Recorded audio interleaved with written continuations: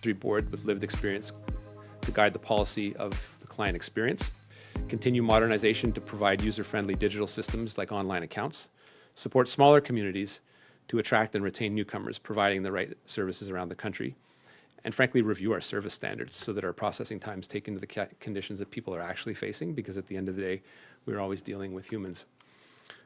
Our aim to improve services won't only stop with newcomers, we're also addressing border crossings for Indigenous peoples in Canada, since traditional territories can cross the US border, or more appropriately, a border that has crossed those territories and peoples.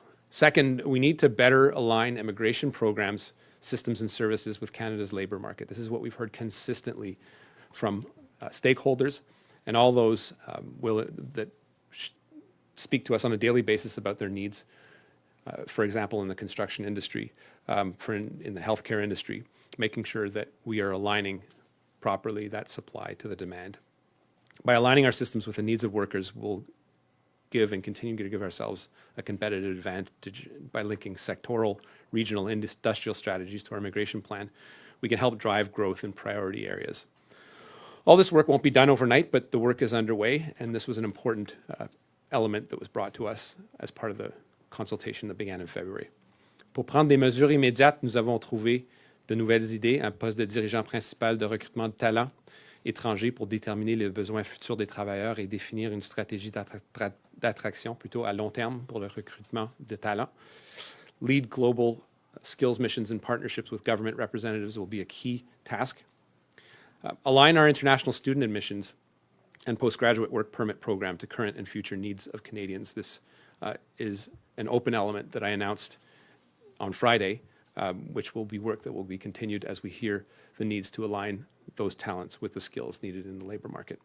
And the third theme that I mentioned focuses on developing a comprehensive and coordinated growth plan, one that brings governments and partners together to ensure that we have the services and supports that newcomers need to succeed. This means housing, health, care, infrastructure, among other success factors. I will not underestimate the importance of that. If we've heard anything from Canadians over the past few months, from the extensive surveys that are being done, Canadians aren't closed to immigration, but they want people like me, they want provinces, they want cities to do a better job in coordinating the arrival of immigrants, even temporary workers, and that's something that is a challenge for all levels of government.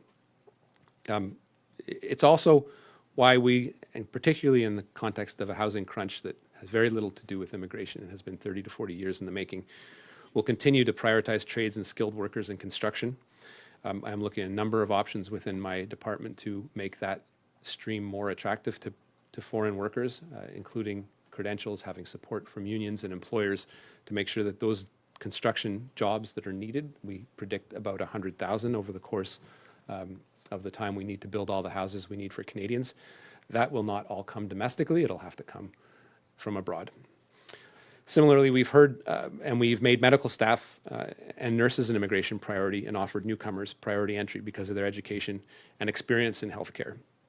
The comprehensive planning will also take into account the growing numbers of displaced persons globally in response to asylum demands and humanitarian responses.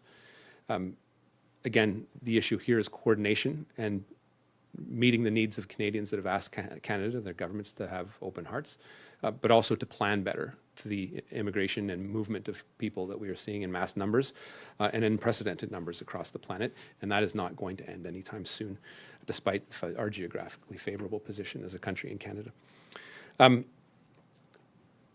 also want to spend some time, and I'll have some opportunity over the next couple of days to talk about Francophone immigration policy. We have made this a staple of our government, and clearly we have heard from stakeholders that we need to do a better job in increasing our level of ambitions. I plan to be ambitious with the targets that I'll be announcing in the next few days, but I also want to be realistic. There's nothing more disappointing than having a politician stand up, make an announcement, and not have the promise fulfilled a year later. So my focus on that is making sure that my department is actually putting the mechanisms and the logistics together to make sure that Francophone communities outside Quebec are actually getting the people that they need and so desperately need to maintain the social balance and the bilingual nature of our country, as well as inside Quebec and working with Quebec and the needs that they have, whether they need more Francophone teachers or the migration that Quebec needs for its own purposes that we will respect as part of the Canada-Quebec Accord that has been around for about 30 years. Finally, I want to say that I remain convinced advancing Canada's humanitarian leadership on the world stage. We are the envy of many countries in the way we have welcomed people, but this is something that Canadians are asking us to do in much more of a planned way. But it is important to maintain that beacon of light across the world because lots of countries are looking to us in our continued leadership, and it's something that we need to keep going, particularly as we face, as I mentioned earlier, unprecedented mass migration due to war, famine, starvation, climate change. So I want to thank you all for being here today. This is the work that has been done by my team as we took a look over the summer at a strategic plan that had a lot of work done to it. It was largely accomplished by the hard work of my predecessor and the civil service that supports him and supported him and continue to support me now. But this is work that Canadians have put a lot of effort into with some of the stakeholders that you may be speaking to, fed directly into it, and will see themselves in the report that you will have the opportunity to review. But it is also something that has been a long time coming, particularly as we look to modernize something that has not been particularly responsive to Canadians' needs over the last few years. So I thank you. Impatient de prendre vos questions et commentaires. Merci. Thank you. Thank you, Minister. We'll now take questions from the media. One question, one follow-up. Please state your name and the outlet you represent. We'll start with those joining us in person, then move over to those joining us over the phone. Nous allons maintenant prendre des questions de la part des journalistes. Une question de suivi chacun. Veuillez mentionner votre nom et le journal que vous représentez. Nous allons commencer par ceux qui sont présents dans la salle. Bonjour, M. Miller. Vous avez dit ce matin, il n'y a pas de scénario où on baisse les cibles d'immigration. Est-ce qu'il y a un scénario dans votre esprit où on les garde telles quelles après 2025, où on les stabilise, ces cibles-là? Bien, je pense que le mot d'ordre, c'est l'idée d'une certaine stabilisation. Je ne suis pas aveugle à ce qu'on a vu, la recherche qui a été effectuée durant la dernière année, le consensus social qui s'est tissé durant les dernières années, et surtout la rétroaction que reflète le rapport aujourd'hui, c'est-à-dire le consensus social que les gens ont besoin de l'immigration. C'est clair, quand je suis né, c'était 7 ouvriers pour un retraité. Là, c'est plus rendu dans les 2 à 3. Donc, c'est grave, notre problème. Puis c'est un programme démographique de taille. Le défi auquel je fais face en est moins un qui est de nature électorale qu'un qui est plus générationnel. Mais ça, c'est un débat de société, hein. Ce n'est pas un débat nécessairement entre les politiciens. Donc, étant donné tout ce que j'ai vu durant la dernière année, surtout durant les derniers 3 mois au sein de ce ministère, les demandes de l'industrie, des employeurs, des syndicats. On a besoin de gens, puis ils ne viennent pas d'ici. La question pour nous, c'est de quelle façon le gouvernement fédéral exerce-t-il son rôle, surtout avec la forte influence des provinces, le Québec qui a son propre accord. Et le constat que je fais, c'est que c'est difficile de diminuer de façon significative ces visées. À l'intérieur des 3 piliers qu'on a, c'est-à-dire le pilier humanitaire et les 2 autres piliers largement économiques, réunification familiale et le volet économique, qui, eux, reflètent l'augmentation nette du PIB de notre pays. Dans les sondages, on voit, c'est un aparté, mais dans les sondages où on pose des questions sur l'immigration aux citoyens canadiens, on pose rarement la question si les gens voudraient voir diminuer le PIB du pays. Mais ce serait l'effet de diminuer l'immigration. Alors, c'est une réalité à laquelle il va falloir faire face si jamais c'est le cas. Pour l'instant, je ne vois pas ce scénario. Il va falloir encore attendre 24 heures pour avoir la réponse claire et nette, parce que c'est encore, je sais que vous allez la discuter à me croire, mais c'est encore une discussion qui n'est pas totalement finale pour l'instant. Et vous avez dit en anglais pour l'immigration francophone, je veux être ambitieux, mais je suis réaliste. Est-ce que vous préparez à décevoir les communautés francophones hors Québec en disant ça? Non, pas du tout, loin de là. Je pense qu'on a eu, on a eu beaucoup de discussions, corsées, moins corsées, avec plusieurs intervenants. Ils savent que le gouvernement fédéral de peine à misère a réalisé leur fameux 4,4 %. C'était du jamais vu, puis C'est un accroissement de 450 de ce qu'on avait fait par le passé, mais on l'a fait en pigeant dans notre inventaire sans mettre nécessairement de logiciel en place pour s'assurer qu'il y avait une certaine pérennité à ce type de mécanisme. Alors, mon défi, je sais que je, les gens vont penser que je me comporte un peu comme sous-ministre, là, mais c'est de mettre en place une loi qui peut se tenir à la longue. Je me fixe un objectif ambitieux.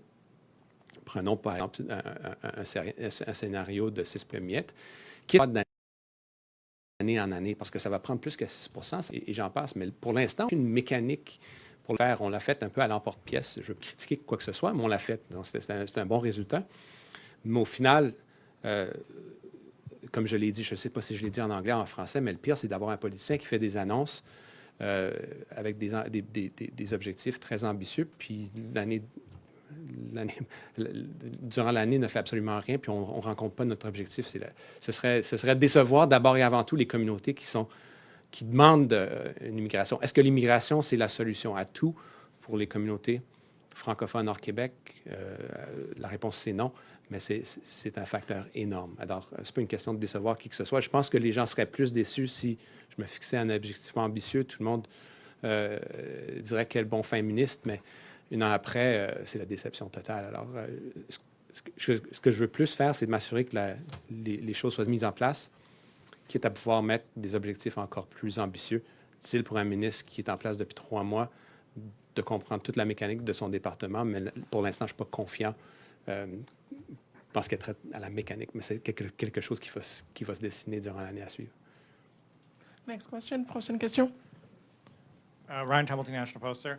You mentioned in your opening remarks there that you're talking about making changes to better align the immigration system with our employment needs, in construction, healthcare, things like that.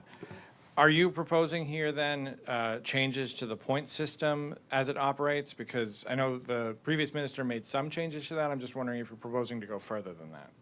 Yeah, it's a good question. I'm looking at about 6 or 7 options that we're working with my department on putting forward with people. It needs to be socialized and worked with different industry players to look at what kind of buy-in they would get. But a number of options. One would be increasing the points. I mean, that is sort of the area where we've met hope and demand, because giving someone points for the qualifications that they have does not necessarily guarantee they will get the job within the industry that they want to be in. That's the challenge of the Federation, with jurisdictions that are largely responsible when it comes to professions and regularizing professions that the Supreme Court has said lies with the provinces and territories.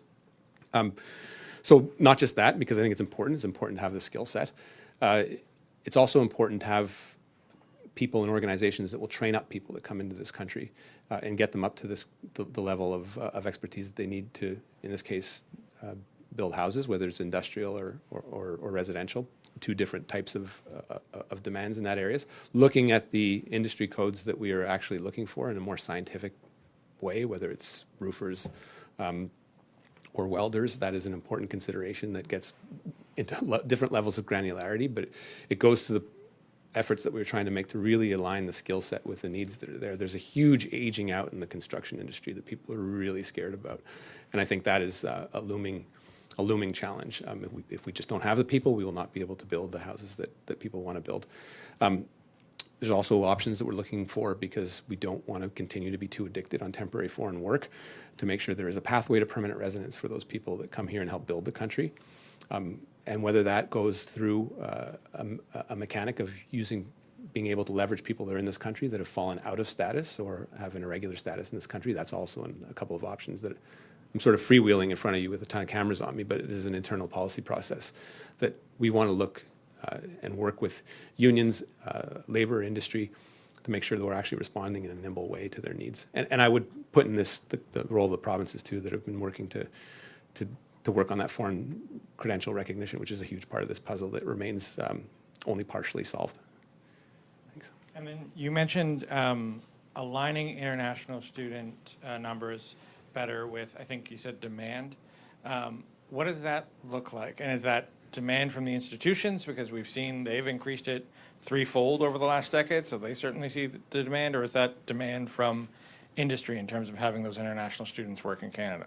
Yeah, I mean, look, there's a lot of conversations with different competing policy priorities. You have industries in low-skilled labor, whether it's big box shops or others looking for cheap labor and wanting to make sure that they maintain a 40-hour work week for some of the students. That's the competing policy with the labor gap that we face in this country, and we need those people working. And why not? If they're paying a whole heck of a lot of money to come to Canada to study more than a domestic student, why would we deny them that right? So some competing issues there that we need to really tackle with, knowing that the notion of having international students is not necessarily and does not guarantee a pathway to permanent residency and citizenship, but in a context of labor demands that are really leaning heavily on these people, and sometimes in really skilled areas like healthcare, construction.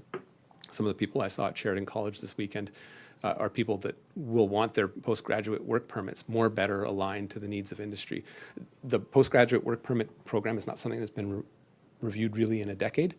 It's why I was cautious in my announcement, because the work is ongoing, but making sure we're aligning the ability of someone to live and study in this country to the needs of the of the employment industry in Canada is something that needs some reform and a closer look at. Obviously, juggling sometimes competing policy needs.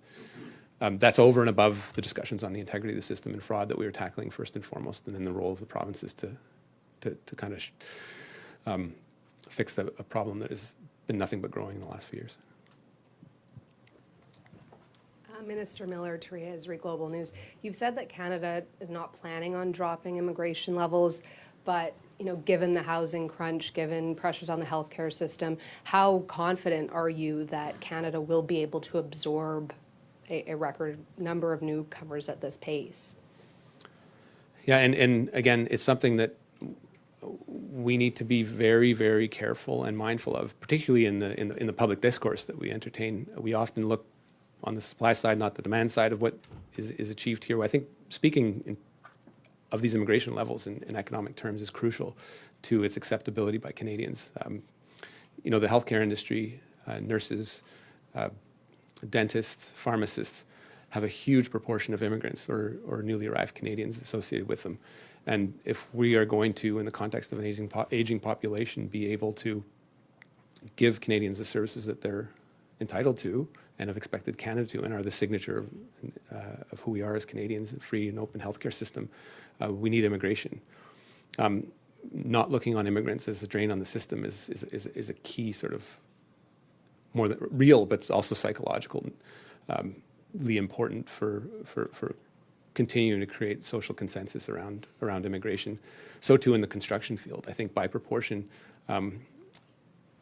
as I understand it, immigration fewer immigrants are actually in the construction area and trades for a number of reasons, including some overregulation, but not matching what I'd mentioned before, supply and demand properly. And it's why we're looking at a number of policies to do that better, because we know with that industry, which will go through a critical moment as people age out, we just need those folks. People can be trained domestically, but also trained up. And we're seeing that in international student situations where people are in the trades. But it's something that we'll have to continue to monitor, because people have a tendency to look at the pure, 500,000, for example, as volume of people that suddenly overnight came into Canada. 35% of the people are already here. It's just largely misunderstood, and a good chunk of that, an even larger chunk of that, are people that will actually help build those houses and create the capital, invest the capital into continuing to build our country. On the social consensus part of it, we know that there's broad public support for immigration in Canada, but how worried are you that that support may wane if you don't get this right and people don't have a place to live when they get here? Yeah, I mean, I think throughout the last couple months in particular, the real issue is getting our acts together. And I think that's foremost for the people that come here. I think people, unless... Look, people fleeing war and famine is a very, very small war, or the effects of climate change, sub-Saharan Africa, others find their way to Canada. They're fleeing some very difficult situations. Hard for me to judge them. The vast majority of the others don't necessarily expect the government of Canada to provide them a house on arrival. It's a very important working premise.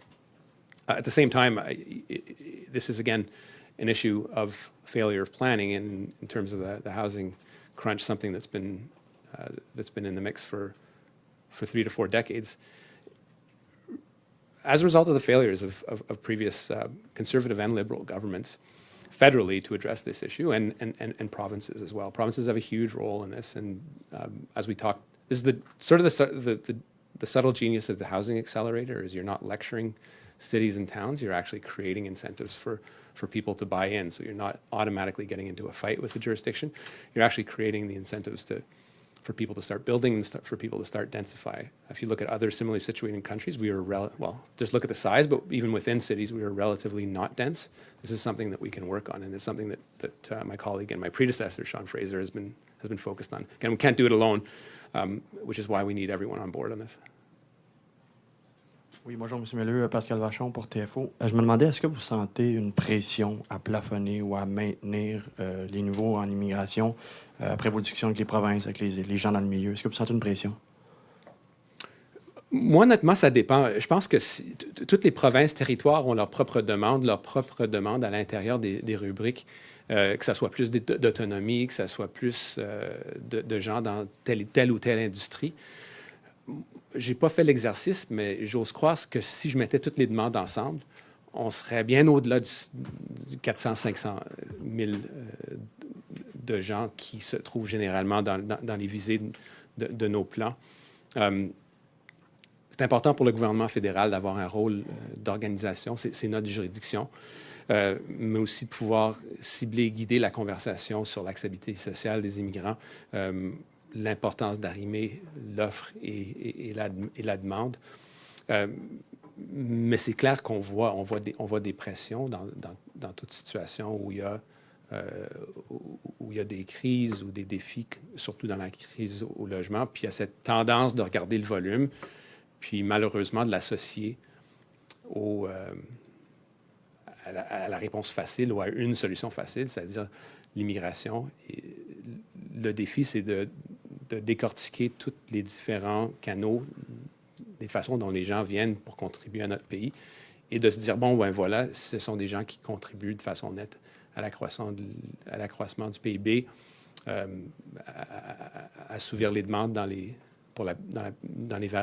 pénuries nuancées de main-d'œuvre à travers le pays.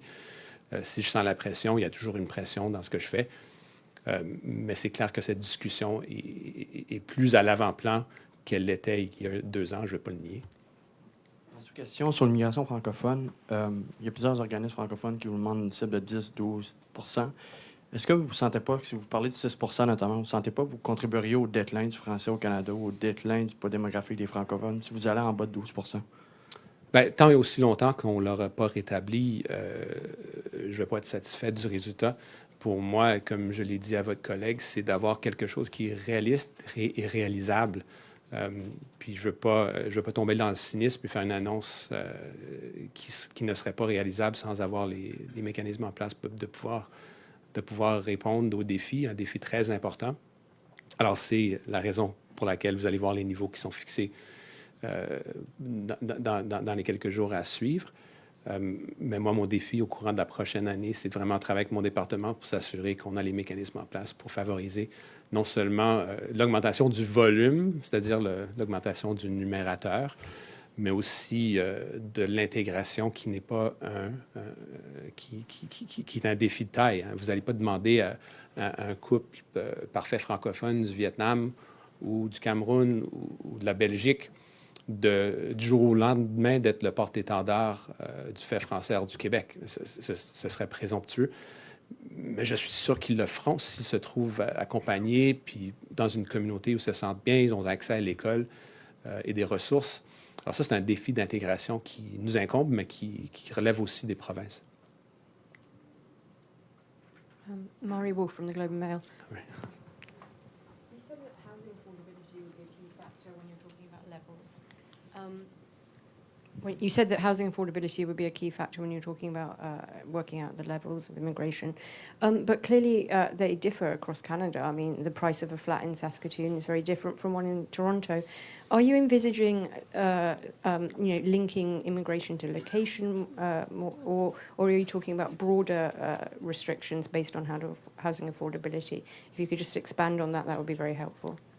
Yeah, and I don't think the thinking I don't think simply we have the tools to be able to implement, or nor would it be necessarily be desirable, particularly when you're only looking at one side of the equation. When you just look at the raw supply and say this is a supply of people coming to Canada, they themselves have capital, they're driving up the prices. That isn't the reason why interest rates have been hiked over the last few years, and it isn't the reason we are seeing certain spikes in certain regions of Canada. Again, what we are clearly trying to compose with is a skill shortage, knowing that skill shortage has not necessarily been properly rectified or addressed by the federal government or provincial governments, for that matter. I know my own home province, we went into the pandemic with a labour shortage, and we came out with a labour shortage, and we haven't properly addressed it, particularly given the particularities of the relationship we have with Quebec. I would say also, when we talk about affordability, we also have to, and planning, we also have to have the ability, particularly in rural regions, to accommodate people that are coming there to fill important gaps, whether it's maintaining a hospital that was on the verge of closing or a school. Those people need somewhere to stay. So that challenge is not insignificant, and it will vary from region to region. I think the strategic plan, and even if we had the best plan, plenty of governments would not necessarily follow it.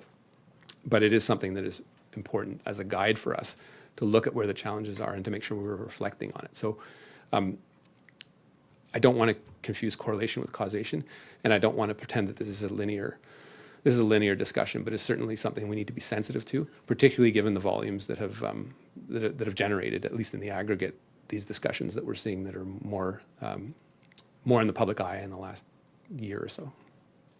On a different topic, I wonder if you could comment on your thoughts about the plight of Palestinians. I know there are many trapped in Gaza with family here who are desperate to get them here. I know it's difficult, obviously it's closed off at the moment, but there has been talk in Parliament about whether Canada should create a scheme as we did for the Ukrainians, and I wondered if that's something that is on the horizon or so it's being discussed.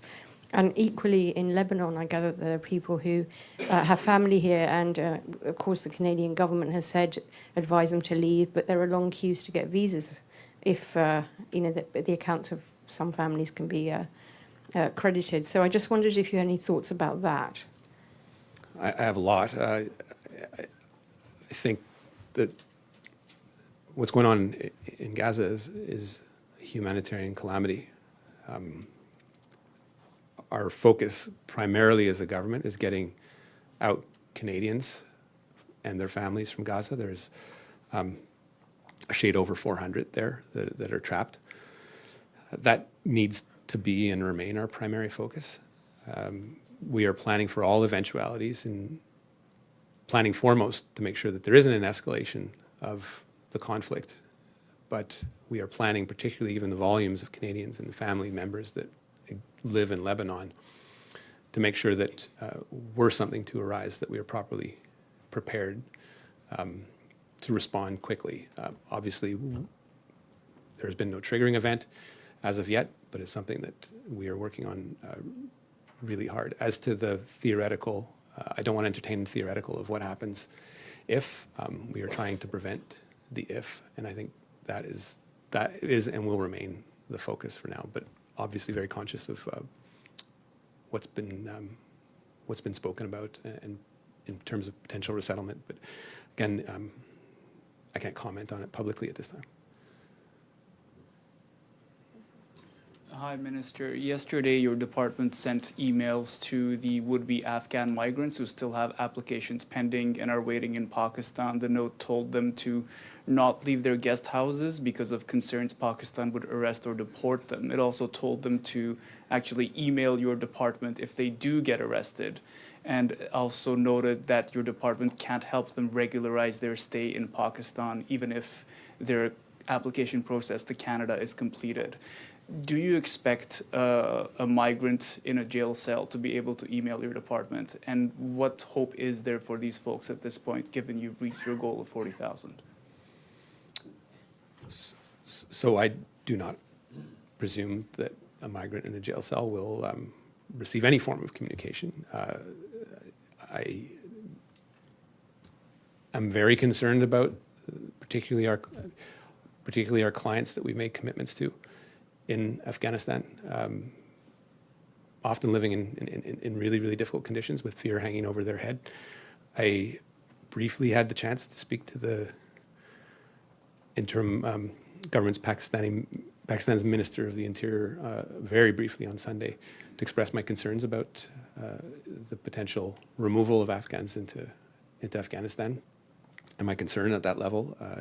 Obviously, in order for this to work and to get people to safety in Canada, it takes a working relationship. So it was a productive conversation. I am also very conscious of my role to be very careful in not lecturing people about their interior domestic politics.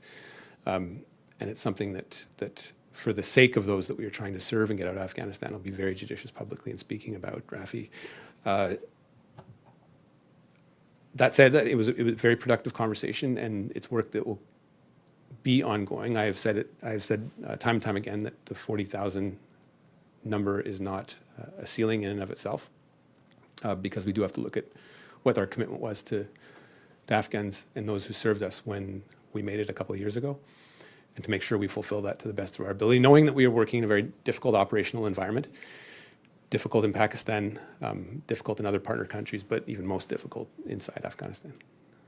Thanks. And just on another note, Israel's Ministry of Intelligence presented their government with a concept paper that suggested Palestinians could be moved out of Gaza and that Canada itself could accept them as refugees. What do you say to that idea?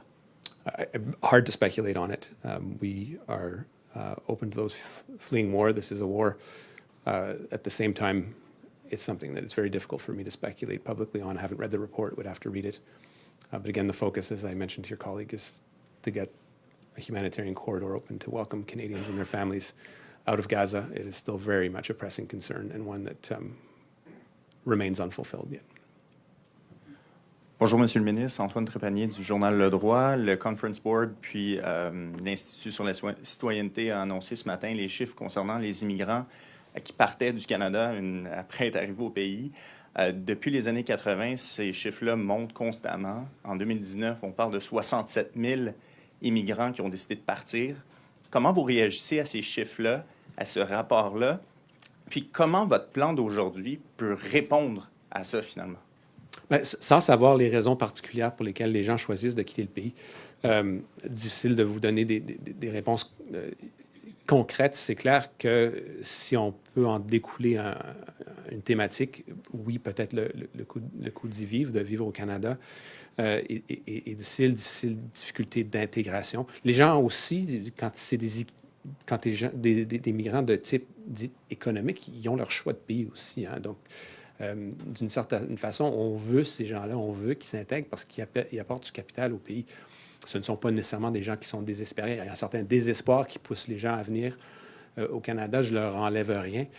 Mais la large majorité des gens qui viennent ici, c'est des gens qui viennent pour des raisons économiques. Donc, c'est-à-dire c'est des gens qui ont du capital, qui ont du choix. Avec les chiffres qui augmentent, il faudrait garder le pourcentage pour voir s'il y a vraiment une tendance. Ce que moi, je vois de mon bord, c'est des demandes sans précédent de venir au Canada. Dans les 5 millions de dossiers qui ont été traités ici cette année, c'est un volume absolument record. Alors, pour que je puisse en parler en détail, il va falloir que je regarde ça. Mais on suit ça, là, parce que ce qu'on ne veut pas, c'est des inefficacités qui font en sorte que les gens choisissent un autre pays. On vient tout juste de lancer des initiatives qui sont tissées sur mesure pour des gens qui ont de l'expertise. On parle du H-1B. Les résultats sont à venir pour voir si ça a été un succès. Mais ça a été, c'est des gens qui sont très intelligents, qui vont vraiment améliorer le Canada dans leurs compétences qu'ils apportent au Canada, qui ne sont pas nécessairement ici. Alors, c'est quelque chose qu'on doit regarder de près. Vous avez dit ce matin qu'il faut améliorer quand même l'expérience des nouveaux arrivants, des immigrants. quelles mesures phares pour vous pourraient répondre de façon la plus adéquate possible pour justement améliorer leurs conditions et améliorer leur expérience ici comme nouveaux arrivants? Dans notre champ de compétences, je dirais les délais de traitement. Ça a été exécrable. Il y a des raisons, pour ça. Modernisation du système, la COVID notamment, l'incapacité de faire des choses à la main. Les gens qui travaillaient chez eux, c'est clair qu'ils ne peuvent pas venir au travail, puis les dossiers s'empilaient. C'était toute une saga qu'on a vécue il y a 1 an, quand j'ai été président du comité du cabinet des services. Alors, je n'étais pas ministre de l'immigration dans ce temps-là, mais je savais de quoi ça avait l'air. C'est clair qu'on peut faire mieux. Puis je pense que le rapport de la vérificatrice générale en témoigne le progrès. Mais ma conclusion, c'est de mieux faire notre job au fédéral. L'autre élément, c'est de mieux coordonner avec les provinces. C'est clair qu'il y a des éléments qu'on ne peut pas remplir à nous seuls. Crise du logement, les besoins en santé, d'arrimer vraiment l'offre et la demande. Puis ça, c'est un travail de plus longue haleine, mais c'est des choses qui vont de pair. Oui, bonjour, Sandrine Vieira du Devoir. Monsieur Miller, pouvez-vous nous confirmer si le Québec va embarquer dans l'initiative de l'accueil des 15 000 migrants de la Colombie, Haïti et du Venezuela? Pour l'instant, la réponse, c'est non.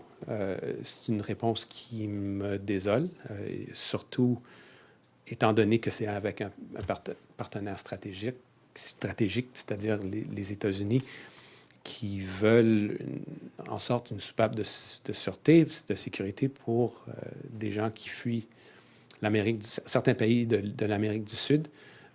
On ne fait pas face aux mêmes défis que les Américains à notre frontière sud que ce que les Américains font face avec leur frontière au Mexique. Donc, pour les Américains, ils nous demandent de faire notre travail. Puis si le Québec, qui forme 25% de la population, n'est pas à la mesure de le faire, c'est malheureux. Je pense que c'est une conversation qu'on pourra continuer, surtout dans la mesure où on a un volet dédié de migration haïtienne, la forte prépondérance de la population haïtienne étant à Montréal. Je pense, puis francophone de plus, c'est impeccable, donc ça va de soi que ces gens-là devraient être accueillis par le Québec. Ça remplirait plusieurs objectifs, on pourrait trouver des enseignants, etc. Donc, pour moi, c'est logique. Mais côté humanitaire, pour l'instant, je trouve ça un peu désolant. Sur une autre note, comptez-vous imposer un quota d'étudiants étrangers, y compris pour le Québec? Pas pour l'instant. Pas pour l'instant. Ben, écoutez, le Québec m'a dit qu'il revendiquait la juridiction sur les étudiants internationaux. Du même coup de plume, rejetait la juridiction sur les demandeurs d'asile, la différence étant qu'un à 50 000 $, l'autre 0. Ça me frustre, mais c'est clair qu'il y a une juridiction partagée. Et donc, ils ont leur mot à dire. C'est pas moi nécessairement d'être la police du sous-financement secondaire, post-secondaire qui était la règle au pays depuis plusieurs années, partout au Canada. Mon rôle, c'est d'enrayer la fraude, un rôle très clairement de façon juridictionnelle qui relève de tous les paliers, des 2 paliers, et de s'assurer que les menaces à l'intégrité du système soient enrayées dans ma capacité, somme toute limitée, de le faire. Mais je suis prêt à le faire, puis je suis prêt à faire davantage si les provinces n'en font pas plus. Le Québec, par contre, a fait un travail durant des dernières années, de un peu faire le ménage dans leur système d'institutions approuvées pour les visas. Donc, ils ont une longueur d'avance. Mais c'est clair, niveau quota spécifiquement, je pense, pour moi, ce n'est pas la mesure à retenir pour l'instant. Je me réserve le droit, évidemment. Je pense que ce qu'on a annoncé vendredi, c'était quelque chose de rationnel, de sensé. Mais si ça perdure pendant l'année à suivre, il va falloir prendre des mesures plus fortes. J'espère ne pas le faire de façon unilatérale. Okay, Kevin Gallagher, CTV National News. Thanks for taking our questions, Minister. I'm just going to follow up on one that was already asked in French around the rising number in immigrants who are onward migration, leaving Canada. What is your department looking at in terms of what are the causes of the difficulty in retaining newcomers to Canada, and what are the solutions that you're looking at? Yeah, and without having read the report, Kevin, and I will, because it's important to kind of gauge where this is going, looking at whether this is a true trend, and then looking at what we can actually do to retain people. I would say the vast majority of people that come to Canada have a choice. And if that choice is more competitive elsewhere, I think there's a competitive advantage that we're losing. So that's something that that we will need to focus on as a department and as a government. The H-1B scoop, I guess, that we did is something that was got a lot of public fanfare. The results are still pending, but I think those are really talented people that could contribute to any country. The skills and labor streams that are in fact the envy of a lot of countries that other countries are starting to reproduce and properly matching supply and demand, by implication mean that you're getting a brighter, more qualified type of person. And those people do have choices. So the reasons for which they would choose to leave, and again, I'm speculating, could be affordability. It could be non-recognition of diplomas, a unitary state, perhaps being more capable of imposing accreditation as opposed to Canada, where the Supreme Court's told me that I have no job in eliminating accreditation standards. These are really things that are up to the provinces. There are plenty of reasons that I could speculate, but it's sand in the gears that would make someone frustrated with being here and then leaving. What I'm also seeing, and this is the countervailing position, is historic volume in people that want to come to Canada, and attracting that right volume, I think, is the challenge of our government. But with that volume comes the corresponding pressure sometimes for people to say, well, hey, this wasn't for me. But right now, I think the main trend, if you were to tease something accurate out of this, is that we have unprecedented demand to come to Canada. Don't fault people for that, but we just want to make sure that we're doing it in the way Canadians expect us to do it. So I'll be looking at the report and seeing if there are trends that are concerning. You've been asked a few times about housing affordability, and obviously you're well aware of the recent surveys that Canadians are saying that they have concern about the level of immigration and the level of immigrants coming into Canada because of lack of available housing, housing shortages, housing availability, and affordability in general. But today, in many of your answers, I hear that you're saying, well, the housing issue was long before we started increasing our immigration levels. But still, there is this feeling that people are saying to survey companies that they're concerned, and this is a rise in people saying that they're uncomfortable with the levels of immigration. So tomorrow you're announcing a number. You're on the record saying that it's not going to be lower, maybe higher, around the same. You can correct me if I'm wrong. But what reassurance can you give to people who seem to be having an increased anxiety about this, that the number of immigrants is not the source of the problem they see when it comes to finding a home and affordability? In politics, again, it's very hard, or even in personal relationships, it's very hard to argue with feelings. I know the feelings that I felt when I first got into politics, when there were affordability challenges around housing, but for a lower segment, a population that was on the lower income side of the population, and the fight that we took as a federal government to be the first government in a generation to invest in housing. Certainly not enough, as evidence is proof of today, but the interest on debt when I was in 2015 was pretty much zero, and continued to be so. That raised the interest rates, and this is something that has to do with poor planning over the last 30 to 40 years.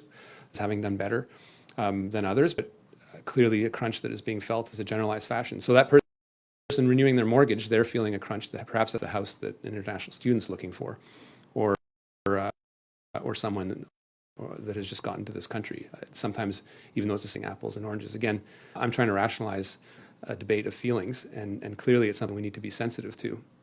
And clearly it's something we know that on the immigration side, in terms of the labor and the labor gaps and the needs that we need to fulfill those labor gaps, clearly identifying for Canadians where that gap is going to get filled in the context of an aging population. So yes, it's a challenge sometimes publicly to convince people that immigration is the solution.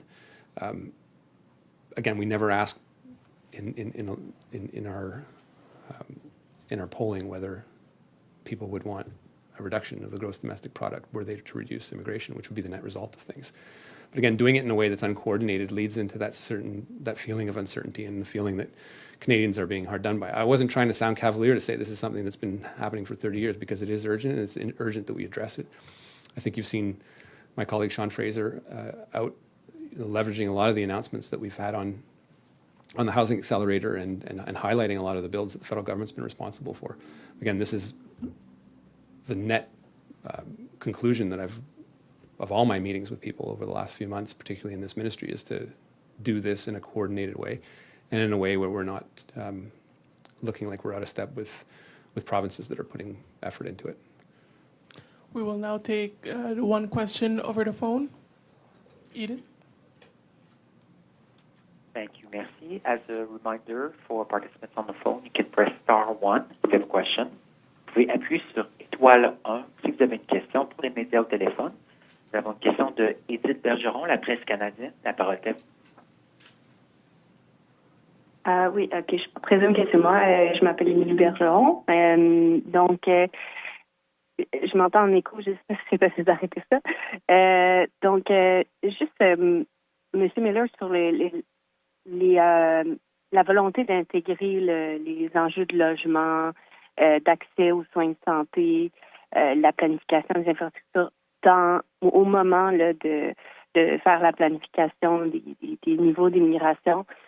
Bien sûr, vous voulez le faire en collaboration avec les provinces, c'est écrit noir sur blanc, mais comment vous allez, vous, prendre une responsabilité fédérale à ce niveau-là, étant donné que, par exemple, la santé, c'est une juridiction provinciale, même si l'immigration, c'est de compétences partagées. Comment vous allez, disons, jongler avec tout ça? Et est-ce que ça sera au niveau d'indicateurs précis? Quelle forme là, ça peut prendre? Oui, Émilie, puis la question est fort pertinente et importante. Le mot d'ordre, c'est vraiment ce mot de coordination.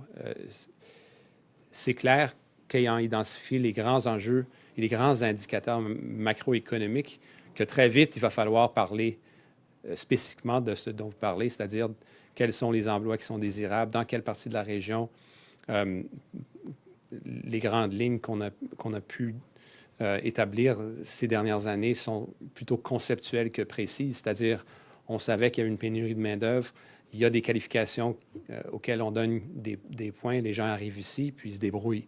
Alors, ce que les Canadiens nous demandent de plus en plus, surtout dans le contexte actuel, c'est de nous, le gouvernement fédéral, de se débrouiller et puis de travailler avec les provinces. Vous savez, les compétences, les juridictions, puis cette bataille de ping-pong est largement méconnue par les Canadiens, donc, mais ils en sont les premiers victimes. C'est clair que dans les compétences, on peut jouer un rôle accru de coordination, montrer aux autres provinces qu'il y en a qui font leur travail. Ce qui nous rallie dans tout ça, c'est que le besoin se fait sentir tant au fédéral qu'au provincial. Et dans certaines circonstances, ce sont les provinces qui viennent nous voir pour dire comment est-ce qu'on peut avoir un effort supplémentaire de coordination. Donc, ce ne sera pas facile. De deux, il n'y a personne qui s'attendait à ce que ça soit facile. Et trois, la preuve va être dans les mesures qu'on va prendre pour mieux arrimer l'offre et la demande suite aux discussions qu'on a avec les provinces dans leur champ de compétences et dans leur juridiction dans la prochaine année, pour savoir si en bon français, il y a du buy-in ou non. Mais c'est clair que dans toutes mes interactions, d'être plus mesuré, ciblé, coordonné, c'est le mot d'ordre.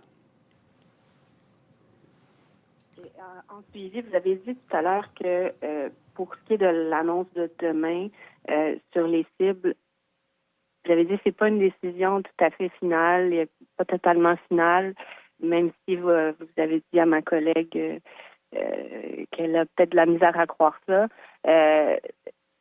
Qu'est-ce que ça veut dire, le fait que c'est pas tout à fait final? Est-ce que, il y avait une rencontre du Conseil des ministres ce matin? Est-ce qu'il y a certains désaccords? Vous avez parlé que c'est un débat de société. Donc, j'imagine que peut-être un débat de société, ça se reflète au sein du Conseil des ministres. Qu'est-ce que vous pouvez nous dire sur les différents points de vue sans entrer dans trop de détails évidemment, mais est-ce qu'il y a une certaine division au sein du Conseil des ministres sur ces enjeux-là? J'allais dire à la blague que vous demanderez à Louis Blouin pour savoir s'il y a les réponses. Mais la réalité, c'est la raison pour laquelle on en parle en tant de détail ces jours-ci, plutôt que le niveau de détail qu'on en a parlé ces dernières années, c'est qu'il y a plus d'attention à l'enjeu. Il y a un examen plus minutieux des chiffres et des piliers qui sous-tendent ces chiffres et les niveaux qu'on veut établir, plus d'attention à l'interne qu'on veut porter pour s'assurer qu'il n'y a pas d'effet pervers et qu'on puisse bien expliquer à la population canadienne pourquoi on fait ces niveaux, ainsi que pourquoi et comment on les justifie. Donc, je dirais que c'est pas... je sais, ayant parlé à mes prédécesseurs, qu'il y a des décisions qui ont été prises à la toute dernière minute. Cette fois-ci, ce n'est pas nécessairement l'exception, mais je dirais que les gens qui, en circonstances normales, n'auraient pas eu de commentaires à cet effet-là, en portent plus attention et de façon plus minutieuse. J'essaie de pas être... j'essaie d'être très précis dans ma réponse sans vous dire qui. Thank you, Minister. This now concludes this press conference. Merci beaucoup. Ceci conclut la conférence de presse.